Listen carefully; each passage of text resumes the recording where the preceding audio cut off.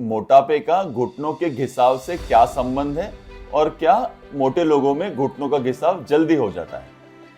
हमारे शरीर का जो वजन होता है उससे 6 गुना अधिक बार हमारे घुटनों पे आता है। तो हमने देखा कि प्रेशर यानी force per unit area, force मतलब हमारे शरीर का भार, और जो सरफेस एरिया होता है वो हम सबका अमूमन उतना ही होता है। तो जितना शरीर का भार होगा उससे 6 गुना अधिक लोड घुटनों पे आएगा। तो अब एक एग्जाम्पल हम देखते हैं। यदि एक व्यक्ति का वजन 60 किलो है तो उसके घुटनों पर 60 × 6 यानी 360 किलो का भार आएगा।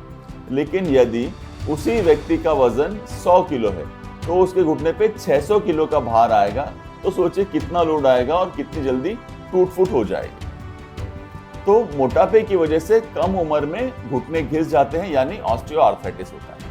तो ओबेसिटी यानी मोटापा घुटनों का घिसाव होने के लिए बहुत बड़ा रिस्क फैक्टर है और ये कंप्लीटली मॉडिफाइबल रिस्क फैक्टर है, यानी ये हमारे नियंत्रण में। हमने ये भी देखा है कि ओबीस लोगों में या मोटे लोगों में कम उम्र में घुटनों का घिसाव होता है, सामान्य व्यक्ति की तुलना में बहुत अधिक होता है। यानी कम उम्र में घिसाव होता है और घिसाव कम भी हो तो भी दर्द ज्यादा होता है।